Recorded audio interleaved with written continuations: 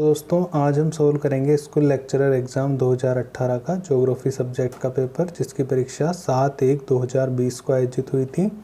तो चलिए शुरू करते हैं। देखिए, इसमें पहला प्रश्न है कि जब सूर्य, चंद्रमा एवं पृथ्वी एक सरल रेखा में है तो ज्वार कैसा होगा। तो जब सूर्य, चंद्रमा और पृथ्वी एक सरल रेखा में है तो ज्वार जो होगा वो दीर्घ ज्वार होगा। कौन सा होगा? दीर्घ ज्वार। नेक्स्ट क्वेश्चन, अन्य कारकों के समान रहने पर पृथ्वी के द्वारा पृथ्वी के द्वारा सूर्य ताप की प्राप्ति अधिकतम होगी।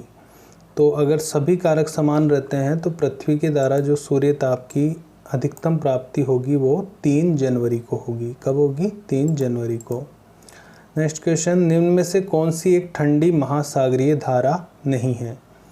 तो जो अगुल्हास की धारा है ये गर्म धारा है, बाकी बेंगुला, पेरू और कनारी की जो धारा है वो ठंडी धाराएं हैं। नेक्स्ट क्वेश्चन, अक्षांशीय ऊष्मा संतुलन के अनुसार निम्नलिखित में से कौन सा प्रदेश सर्वाधिक ऊर्जा न्यून प्रदेश है। तो सर्वाधिक ऊर्जा न्यून प्रदेश होगा केवल 80 डिग्री दक्षिण से 90 डिग्री दक्षिण अक्षांशों के बीच। अक्षांशीय ऊष्मा संतुलन के अनुसार निम्नलिखित में से कौन सा प्रदेश सर्वाधिक ऊर्जा न्यून प्रदेश है। तो वो होगा केवल 80 डिग्री दक्षिण से 90 डिग्री दक्षिण अक्षांशों के बीच। अगला प्रश्न है, निम्न स्थल रूपों में से कौन सा पवन द्वारा विकसित नहीं है। जूगेन, इंसेलबर्ग, अरेत और यार्डंग। तो इसका सही उत्तर है अरेत पवन द्वारा विकसित नहीं है, बाकी जूजेन, इंसेलबर्ग और यार्डंग जो है वो पवन के द्वारा विकसित हैं। अगला प्रश्न, चागोस द्वीप समूह अवस्थित है। तो चागोस द्वीप समूह कहाँ पे अवस्थित है? हिंद महासागर में। कहाँ पे? हिंद महासागर। नेक्स्ट क्वेश्चन, इनमें से कौन सा सही सुमेलित नहीं है। तो इसमें देखिए, नदी प्राकृतिक तटबंध सही है, हिमनद सर्क सही है, पवन सीप सही है, पवन टोम्बोलो ये गलत है। बाकी नदी प्राकृतिक तटबंध सही है, हिमनद सर्क सही है, पवन सीप सही है। अगला प्रश्न, दक्षिण सैंडविच खाई अवस्थित है। तो दक्षिण सैंडविच खाई जो है वो अटलांटिक महासागर में अवस्थित है। दक्षिण सैंडविच खाई अटलांटिक महासागर में अवस्थित है। अगला प्रश्न, निम्नलिखित में से किस सागर अथवा झील में सर्वाधिक लवणता है। तो ये वोन झील जो है तुर्की की, इसमें सर्वाधिक लवणता मिलती है, तुर्की की वोन झील में। अगला प्रश्न, निम्नलिखित कोयला क्षेत्रों में से कौन सा एक महानदी घाटी में स्थित है। तो जो तलचेर कोयला क्षेत्र है वो महानदी घाटी में स्थित है। अगला प्रश्न है, निम्न में से ज्वार भाटा का कारण है। ये 4 कारण दे रखे हैं, तो इनमें ज्वार भाटा के कारण हैं चंद्रमा का गुरुत्वाकर्षण बल, सूर्य का गुरुत्वाकर्षण बल और अपकेंद्रीय बल। ये तीनों ज्वार भाटा के कारण हैं, चंद्रमा का गुरुत्वाकर्षण बल और सूर्य का गुरुत्वाकर्षण बल और अपकेंद्रीय बल। अगला प्रश्न, मलज खंड जाना जाता है। मलज खंड किसके लिए जाना जाता है। तो मलज खंड जाना जाता है तांबा खनन के लिए। किसके लिए? तांबा खनन के लिए। अगला प्रश्न, सूर्य की अपेक्षा चंद्रमा का ज्वार भाटा उत्पन्न करने का बल लगभग है। तो सूर्य की अपेक्षा चंद्रमा का ज्वार भाटा उत्पन्न करने का जो बल है वो लगभग 2.17 गुना अधिक है सूर्य की अपेक्षा। अगला प्रश्न, इनमें से कौन सी ठंडी जलधाराएं हैं। दिए गए कोटों से सही उत्तर का चयन कीजिए। तो इसमें देखो आप, एक तो पेरू की धारा और एक कैलिफोर्निया की जो धारा है वो ठंडी धाराएं हैं, बाकी अल्नीनो और नॉर्वे जो धारा है वो गर्म धारा है। नेक्स्ट क्वेश्चन, अभ्रक उत्पादन केंद्र कोडरमा स्थित है। तो अभ्रक उत्पादन केंद्र कोडरमा झारखंड में स्थित है, झारखंड में। अगला प्रश्न, मानव भूगोल में क्रियाशीलता का सिद्धांत किसने प्रतिपादित किया। तो मानव भूगोल में क्रियाशीलता का जो सिद्धांत था वो जे ब्रुन्स ने प्रतिपादित किया था। किसने? जे ब्रुन्स। नेक्स्ट क्वेश्चन, निम्नलिखित में से कौन सी महासागरीय धाराएं मौसम के अनुसार अपनी दिशा बदलती है? तो हिंद महासागर की जो उत्तर विषुवतीय धारा है वो मौसम के अनुसार अपनी दिशा बदल लेती है, हिंद महासागर की उत्तर विषुवतीय धारा। अगला प्रश्न अंतर्राष्ट्रीय प्रक्षेप है। अंतर्राष्ट्रीय प्रक्षेप का जो प्रकार होता है वो यह संशोधित बहुशंकुक प्रकार का प्रक्षेप है। अंतर्राष्ट्रीय प्रक्षेप संशोधित बहुशंकुक। अगला प्रश्न, निम्नलिखित में से किस पर्वत श्रृंखला ने संभवतः अपना स्वरूप मोटे तौर पर उसी समय धारण किया जिस समय अरावली ने? तो इसका सही उत्तर होगा नल्लामलाई श्रृंखला, दक्षिण भारत में है ये। तो इस पर्वत श्रृंखला ने अपना स्वरूप तभी धारण किया था जब अरावली पर्वत ने किया था, मतलब उसी के समय की है ये। अगला प्रश्न बोन प्रक्षेप है। बोन प्रक्षेप होता है शंक्वाकार। कैसा होता है? शंक्वाकार। अगला प्रश्न, शीत ऋतु में पश्चिमी जेट स्ट्रीम की सामान्यतः स्थिति रहती है। तो शीत ऋतु में पश्चिमी जेट स्ट्रीम की स्थिति रहती है हिमालय के दक्षिणी ढाल के साथ में। हिमालय के दक्षिणी ढाल के साथ में। मानक विचलन में विचलनों की गणना किससे की जाती है? तो मानक विचलन में विचलनों की गणना की जाती है समांतर माध्य से। किससे की जाती है? समांतर माध्य। अगला प्रश्न, भारत वन स्थिति रिपोर्ट 2017 के अनुसार भारत के किस राज्य में वनावरण प्रतिशत में सर्वाधिक है? तो प्रतिशत में जो सर्वाधिक है वो मिजोरम में है भारत में वनावरण, और इससे देखे जाए तो मध्य प्रदेश में है। अगला प्रश्न है, निम्नलिखित में से किस मृदा में ग्रीष्म ऋतु में गहरी दरारें पड़ जाती है जिससे मृदा में पर्याप्त ऑक्सीकरण संभव होता है? तो यह है काली मृदा। काली मृदा में ग्रीष्म ऋतु में गहरी दरारें पड़ जाती है जिससे मृदा में पर्याप्त ऑक्सीकरण संभव हो पाता है। आरेख प्रदर्शित करता है, ये जो आरेख दे रखा है ये क्या प्रदर्शित कर रहा है? तो ये आरेख प्रदर्शित कर रहा है पूर्ण धनात्मक सहसंबंध। पूर्ण धनात्मक सहसंबंध। अगला प्रश्न है, निम्नलिखित में से कौन सा सही सुमेलित नहीं है? तो झूम कृषि भारत में, मिल्पा कृषि रोडेशिया में, लादांग मलेशिया में, चेना थाईलैंड ये गलत है। झूम भारत सही है, मिल्पा रोडेशिया सही है, लादांग मलेशिया सही है। नेक्स्ट क्वेश्चन, भारत की जनगणना 2011 अंतिम आंकड़े के अनुसार भारत की दशाब्दी जनसंख्या वृद्धि दर कितनी है? तो भारत की दशाब्दी जनसंख्या वृद्धि दर है 17.7%, 17.7%। अगला प्रश्न, निम्नलिखित में से कौन सी नदी घाटी बाढ़ आपदा के लिए कुख्यात नहीं है? तो बाढ़ आपदा के लिए कुख्यात नहीं है, कावेरी नदी घाटी नहीं है, बाकी पेनगंगा, सिंधु और कोशी ये बाढ़ के लिए कुख्यात है।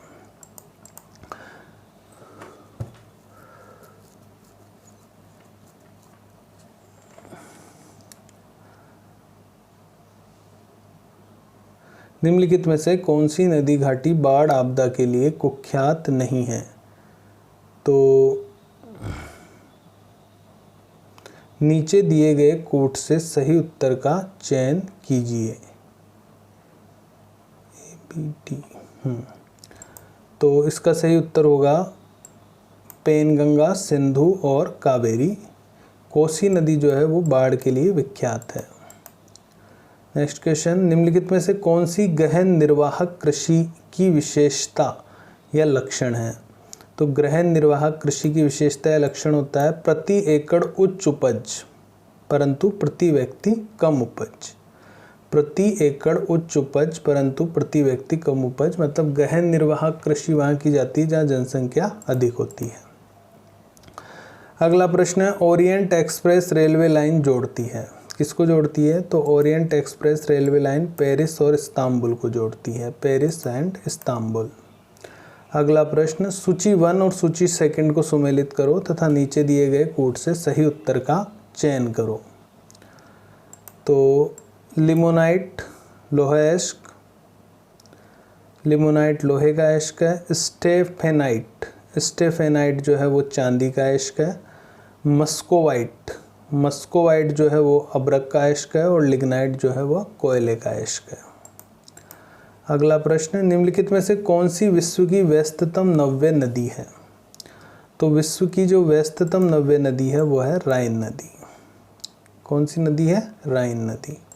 अगला प्रश्न, निम्नलिखित में से कौन सा जनांकीय संक्रमण सिद्धांत की प्रथम अवस्था को दर्शाता है? तो प्रथम अवस्था को दर्शाता है उच्च जन्म एवं उच्च मृत्यु दर।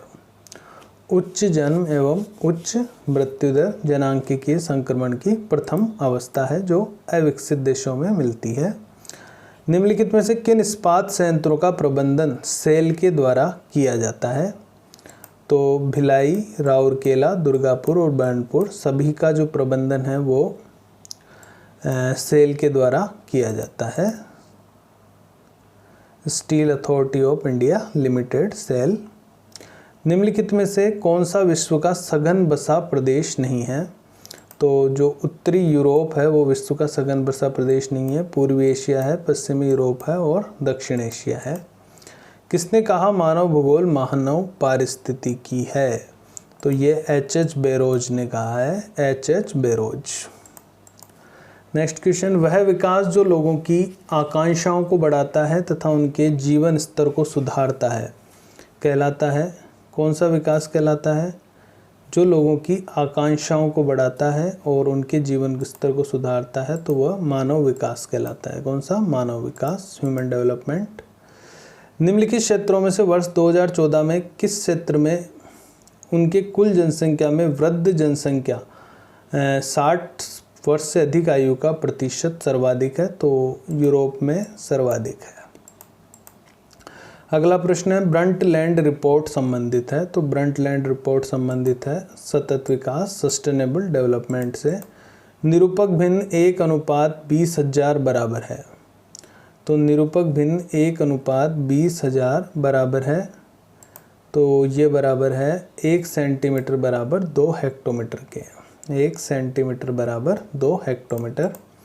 अगला प्रश्न, निम्नलिखित में से किस प्रक्षेप में भूमध्य रेखा को नहीं खींचा जाता है? तो नौमोनिक ध्रुवीय क्षय मध्य प्रक्षेप जो होता है उसमें भूमध्य रेखा को नहीं खींचा जाता है।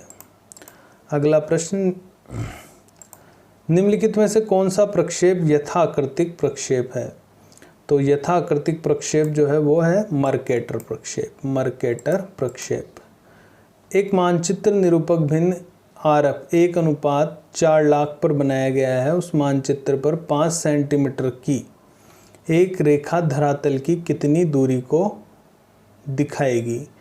तो वो दिखाएगी 20 किलोमीटर की दूरी को। कितने को? 20 किलोमीटर की दूरी को। अगला प्रश्न, निम्नलिखित सागरीय गर्तों में से कौन सा हिंद महासागर में स्थित है? तो सुंडा गर्त जो है वो हिंद महासागर में है। अगला प्रश्न, शुष्क ग्रीष्मकाल एवं वर्षा युक्त शीतकाल विशेषता है। सूक्ष्म ग्रीष्मकाल एवं वर्षा युक्त शीतकाल जो है वो भूमध्य सागरीय जलवायु की विशेषता है। सूक्ष्म ग्रीष्मकाल एवं वर्षा युक्त शीतकाल। अगला प्रश्न है, स्वेज नहर का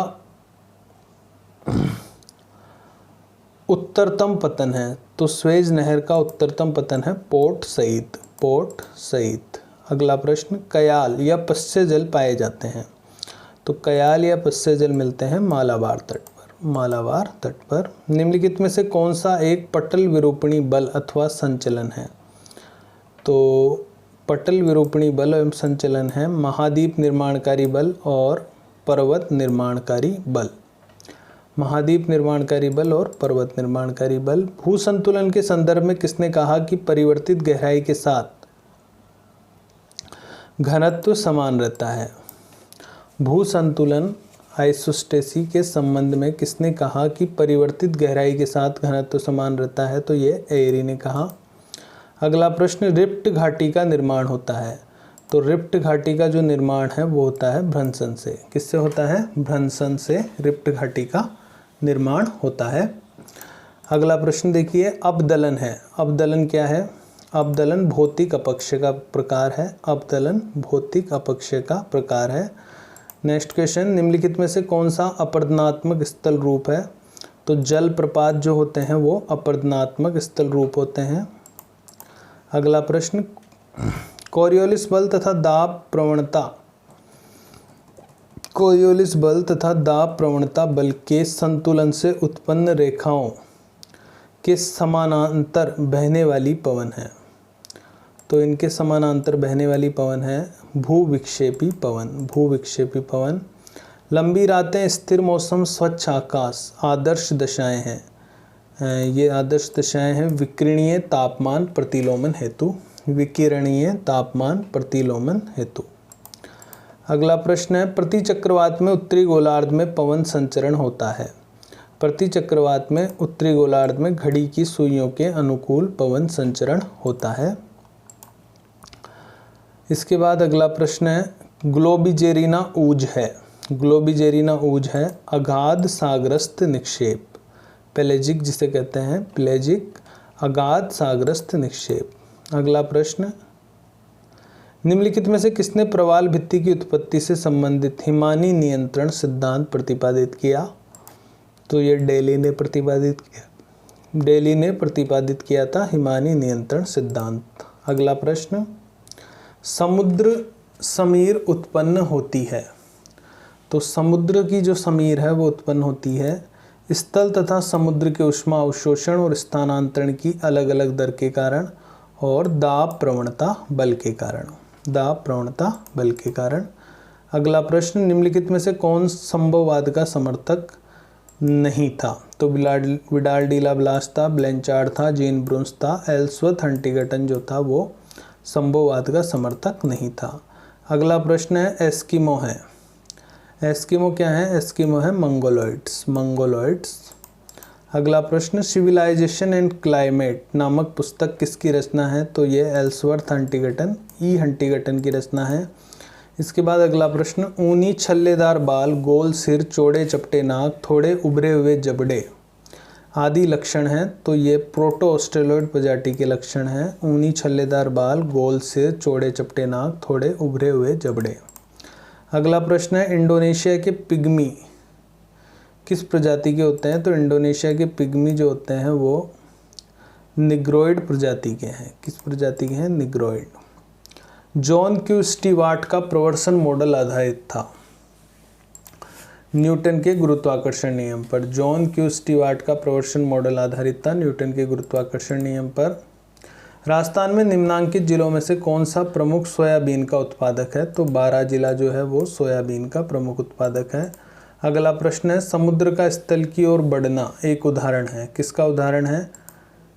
यह उदाहरण है धनात्मक संचरण का। किसका। धनात्मक संचरण।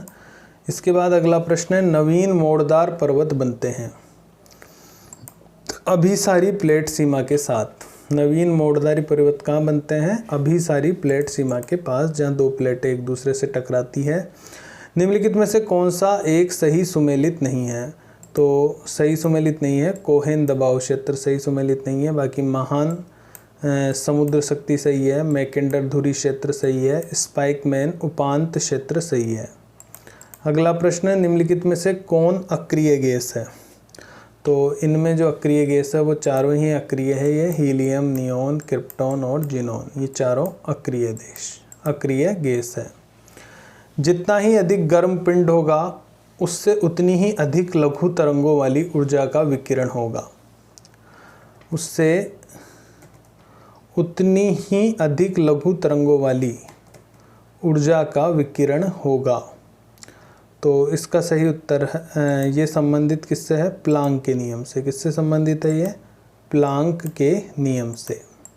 अगला प्रश्न है 10 डिग्री चैनल विभाजित करता है। तो 10 डिग्री चैनल विभाजित करता है ग्रेट अंडमान द्वीप समूह को निकोबार द्वीप समूह से। ग्रेट अंडमान द्वीप समूह को निकोबार द्वीप समूह से। इसके बाद अगला प्रश्न है किसने परिवर्तित घनत्व के स्तंभ पर आधारित समस्थिति की अवधारणा को प्रतिपादित किया। तो इसका सही उत्तर है प्राट ने। किसने परिवर्तित घनत्व के स्तंभ पर आधारित समस्थिति की अवधारणा को प्रतिपादित किया था। तो प्राट ने किया था।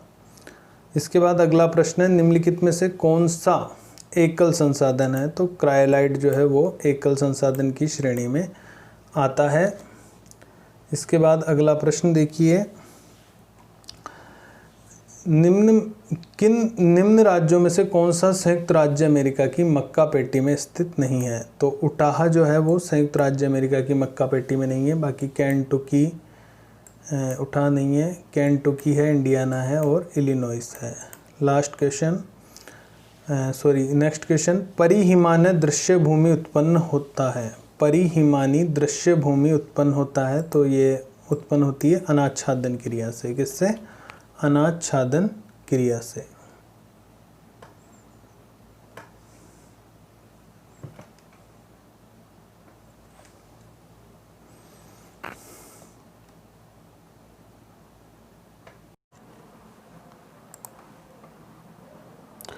नेक्स्ट क्वेश्चन देखिए, ब्राज़ील में स्थानांतरित कृषि जानी जाती है।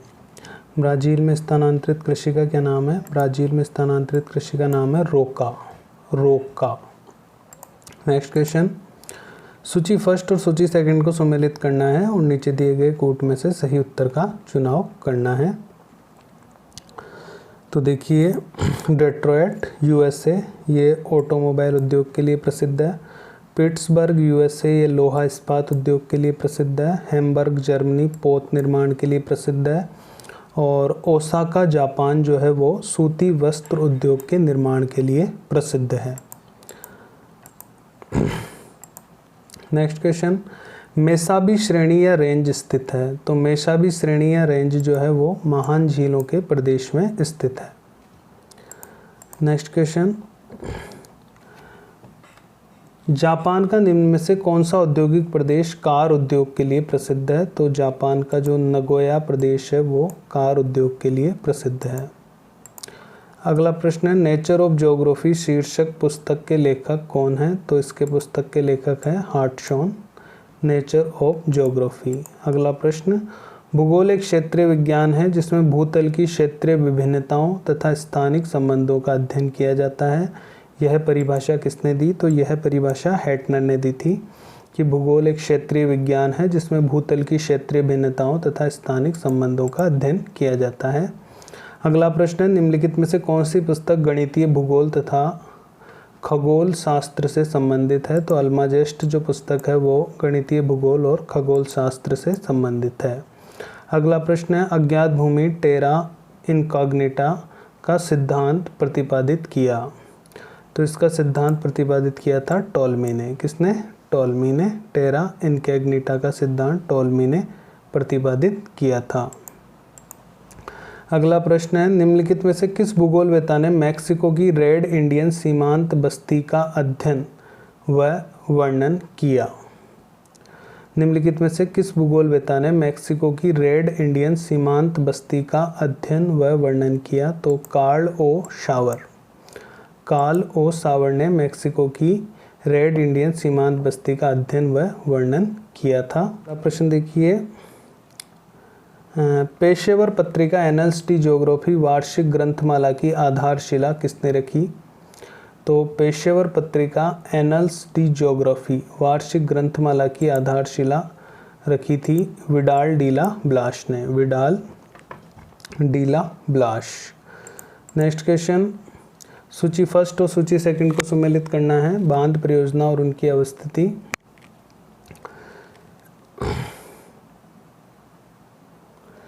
तो देखिए, मेजा बांध। मेजा बांध कहाँ पे है? मेजा बांध है भीलवाड़ा में। इसके बाद है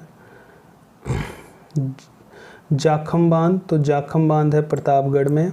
इसके बाद है जवाई बांध। तो जवाई बांध है पाली में। और फिर है माही बजाज सागर बांध। तो यह है बांसवाड़ा में। ठीक है। नेक्स्ट क्वेश्चन, घोड़े की नाल या मुद्रिका के आकार वाली प्रवाल भित्तियाँ किस नाम से जानी जाती है? तो एटोल नाम से जानी जाती है घोड़े के नाल या मुद्रिका के आकार वाली प्रवाल भित्तियाँ। अगला प्रश्न, चुकी का माटा सबसे बड़ी खान है। चुकी का माटा की सबसे बड़ी खान है तांबे की। किसकी खान है ये? तांबे की।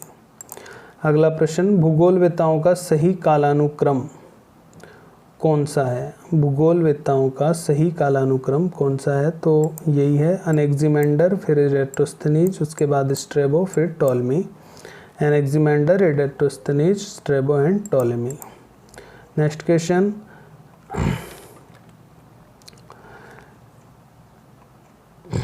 कायड मोहकमपुरा तथा सिंदेसर कला पूर्व में विपुल भंडार है।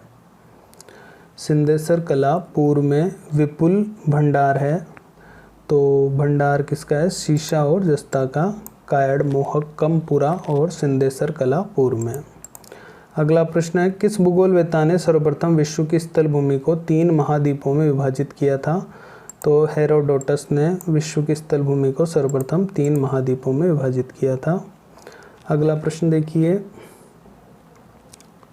सूची 1 और सूची 2 को सुमेलित करना है। उद्योग और अवस्थिति के बारे में बता रखा है। तो देखिए, नेशनल इंजीनियरिंग कंपनी जयपुर में है, वस्ट्रेड स्पिनिंग मिल लाडनू में है, श्री राम सीमेंट कोटा में है और मॉडर्न थ्रेडर्स ये रायला भीलवाड़ा में है। मॉडर्न थ्रेडर्स रायला भीलवाड़ा में, नेशनल इंजीनियरिंग कंपनी जयपुर में, वस्ट्रेड स्पिनिंग मिल लाडनू में, श्री राम सीमेंट कोटा में और मॉडर्न थ्रेडर्स जो है वो रायला भीलवाड़ा में है। अगला प्रश्न है, भारत की जनगणना 2011 के अनुसार राजस्थान में ग्रामीण और शहरी जनसंख्या का प्रतिशत कितना है? तो ग्रामीण जनसंख्या है 75.1% और शहरी जनसंख्या है 24.9%। 75.1 रूरल एंड अर्बन पॉपुलेशन है 24.9%। अगला प्रश्न है, राज्य की जैविक संकल्पना लेबेंसरोम का प्रतिपादन किसने किया? तो इसका प्रतिपादन किया था रेडजेल ने। इसके बाद अगला प्रश्न है, निम्नलिखित में से कौन सा समूह उनके औसत वार्षिक वर्षा के अनुसार अवरोही क्रम में स्थित है? तो बूंदी, अजमेर, नागौर और गंगानगर। बूंदी, अजमेर, नागौर और गंगानगर ये सही क्रम है। इसके बाद अगला प्रश्न देखिए, पल्स ऑफ एशिया के लेखक कौन हैं? तो पल्स ऑफ एशिया के लेखक हंटिंगटन हैं, एल्सवर्थ हंटिंगटन। इसके बाद है, निम्नलिखित में से किसने सांस्कृतिक भूदृश्य की संकल्पना प्रस्तुत की? तो कार्ल सावर ने सांस्कृतिक भूदृश्य की संकल्पना प्रस्तुत की। अगला प्रश्न है, पश्चिमी विक्षोभों के संदर्भ में निम्नलिखित में से कौन सा कथन असत्य है? तो सत्य कथन है, ये भूमध्य सागर से उत्पन्न होते हैं, बिल्कुल। इनकी नमी की मात्रा में कैस्पियन सागर एवं फारस की खाड़ी में वृद्धि होती है। इन विक्षोभों को भारत में लाने में जेट स्ट्रीम की महत्वपूर्ण भूमिका होती है। तो फर्स्ट सही है, सेकंड सही है, फोर्थ सही है, थर्ड सही नहीं है कि ये भारत में कभी कभी अधिविष्ट अवस्था में नहीं पहुंचते हैं, ये गलत है। इसके बाद अगला प्रश्न है, ढाल प्रतिस्थापन मॉडल का प्रतिपादन किसने किया? तो इसका प्रतिपादन डब्ल्यू पैंक ने किया था। इसके बाद अगला प्रश्न, वेबर के न्यूनतम लागत सिद्धांत में निम्नलिखित में से किन कारकों का ध्यान रखा गया है? नीचे दिए गए कूट से सही उत्तर चुनिए। तो ए, सी एंड डी, कच्चा माल, परिवहन लागत और बाजार का ध्यान इसमें रखा गया है वेबर के परिवहन लागत वाले नियम में। अगला प्रश्न है, राजस्थान में बंजर भूमि विकास कार्यक्रम क्रियान्वित होता है? तो ये क्रियान्वित होता है ग्रामीण विकास एवं पंचायती राज विभाग के द्वारा। अगला प्रश्न है, 2011 की जनगणना के अनुसार निम्नांकित जिलों में से किसमें नगरीय जनसंख्या का अनुपात अधिकतम है? तो इनमें से अलवर, भरतपुर, करौली, धौलपुर में से धौलपुर में नगरीय जनसंख्या का अनुपात अधिकतम है। अगला प्रश्न है, निम्नलिखित में से कौन सा बालसन का उदाहरण है? तो बालसन का उदाहरण है सांभर झील। सांभर झील बालसन का उदाहरण है। अगला प्रश्न है, नाथरा का पाल स्थित है? नाथरा का पाल उदयपुर में है। अगला प्रश्न है, काला गुमान खान क्षेत्र प्रसिद्ध है? तो काला गुमान खान क्षेत्र पन्ना के लिए प्रसिद्ध है। अगला प्रश्न है, Chambal fertilisers and chemicals limited Rajasthan के किस जिले में है? तो ये कोटा में है, चंबल फर्टिलाइजर्स एंड केमिकल्स। इसके बाद अगला प्रश्न है, 2011 की जनगणना के अनुसार निम्नांकित जिलों में से किसमें जनसंख्या घनत्व अधिकतम है? गंगानगर, हनुमानगढ़, नागौर और बारा।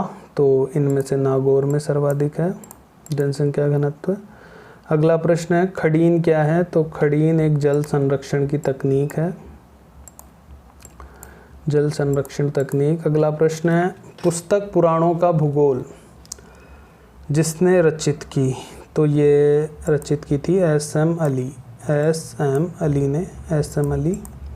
अगला प्रश्न है नगर नियोजन की बारोक प्रणाली संबंधित है, तो यह नगर नियोजन की बारोक प्रणाली पुनः जागरण काल से संबंधित है।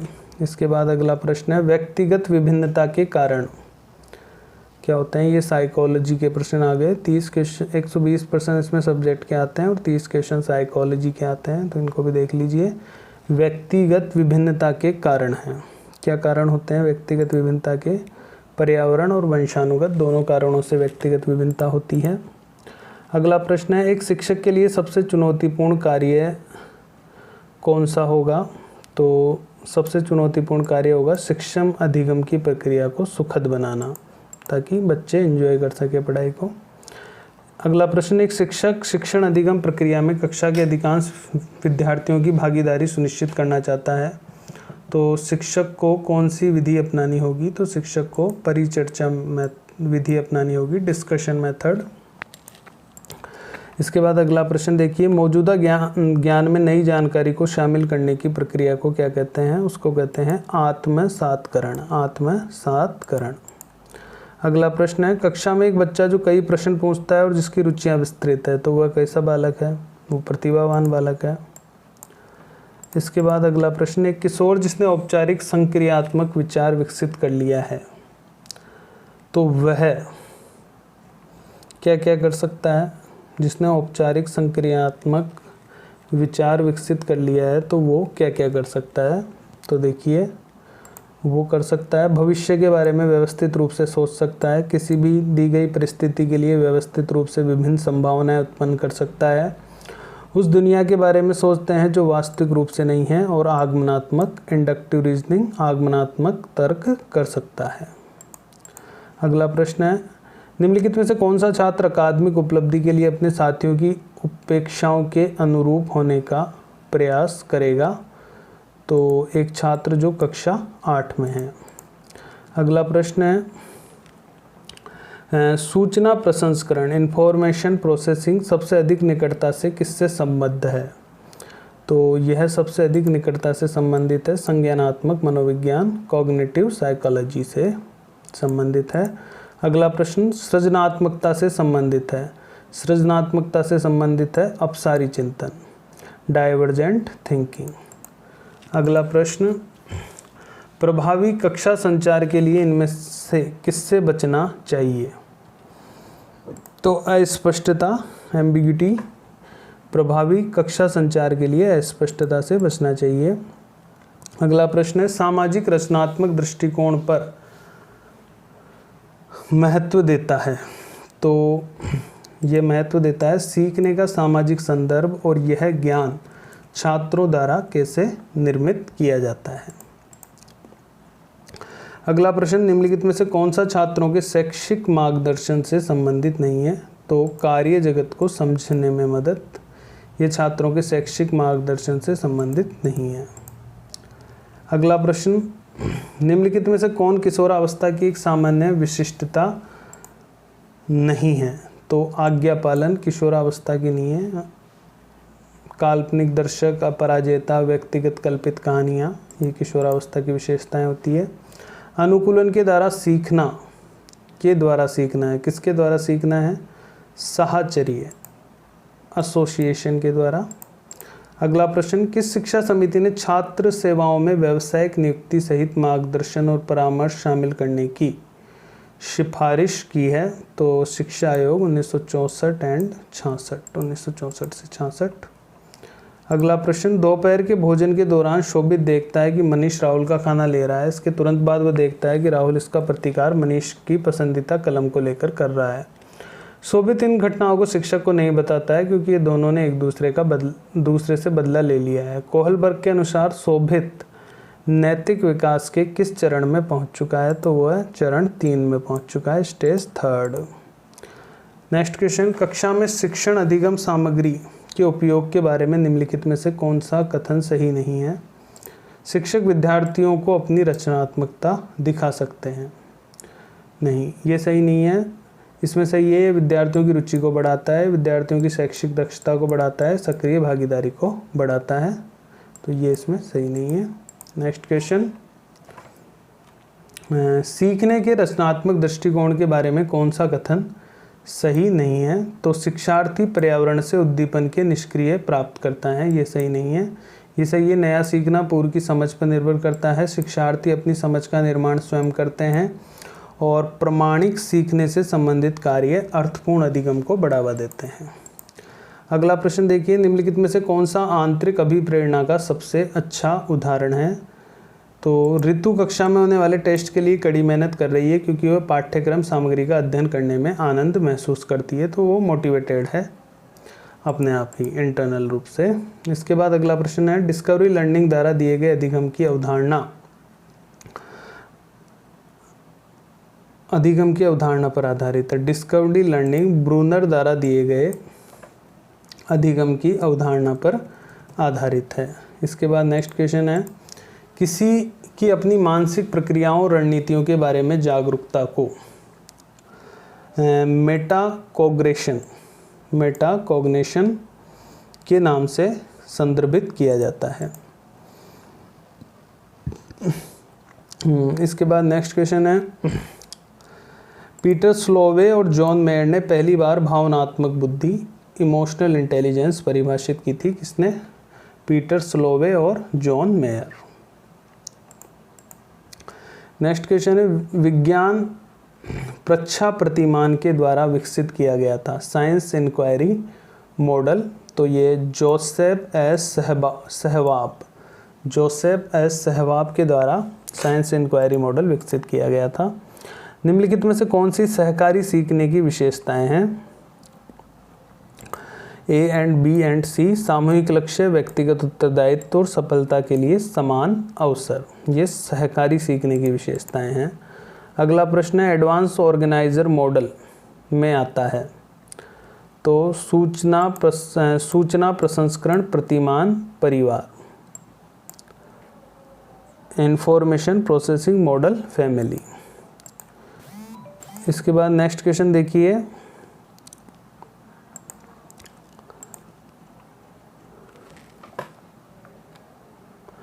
रक्षा युक्तियाँ हैं। रक्षा युक्तियाँ कौन कौन सी है?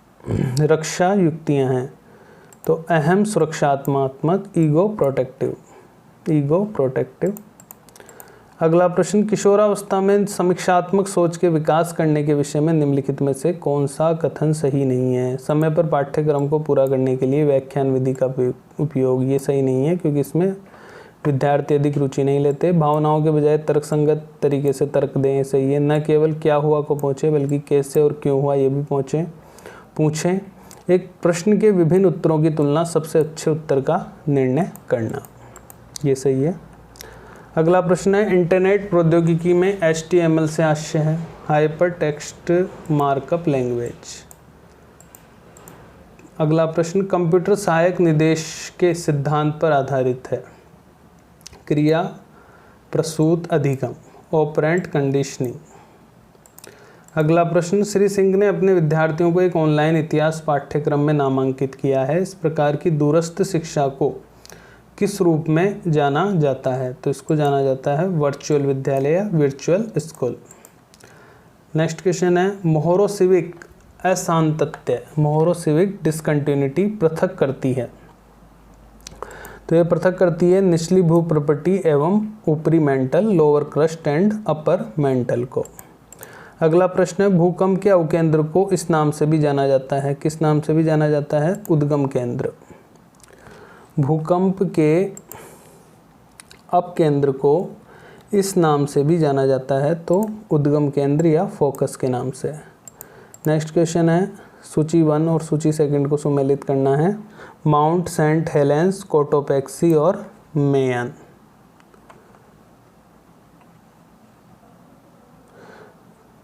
तो सबसे पहले देखो क्राकाटोआ कहाँ पे है?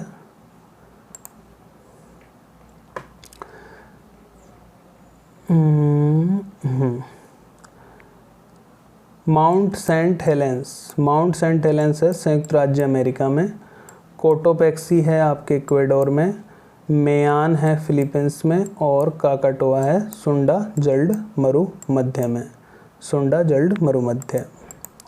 नेक्स्ट क्वेश्चन, जुगेन बनता है मुलायम तथा कठोर चट्टानों के क्षैतिज परतों के बीच पवन अपघर्षण के द्वारा। मुलायम तथा कठोर चट्टानों के क्षैतिज परतों के बीच पवन अपघर्षण के द्वारा। इसके बाद अगला प्रश्न देखिए, गुम्फित नदी की विशेषता है। गुम्फित नदी की विशेषता होती है नदी के निचले भाग के प्रवाह की। गुम्फित नदी किसकी विशेषता है?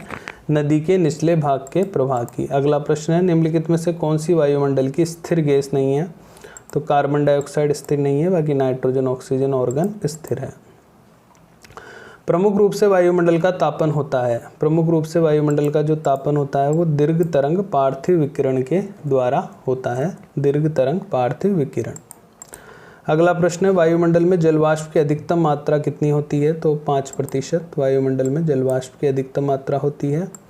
इसके बाद अगला प्रश्न है, वायु के क्षैतिज संचरण के कारण ऊष्मा के स्थानांतरण को क्या कहते हैं? अभिवहन, एडवेक्शन। वायु के क्षैतिज संचरण के कारण ऊष्मा के स्थानांतरण को अभिवहन कहते हैं। इसके बाद अगला प्रश्न है, गियो है। गियो क्या है? गियो सपाट शिखर समुद्री पर्वत। सपाट शिखर समुद्री पर्वत। तो ये आज हमने school lecturer exam 2018 subject geography का पेपर सोल्व किया है। Thanks for watching this video.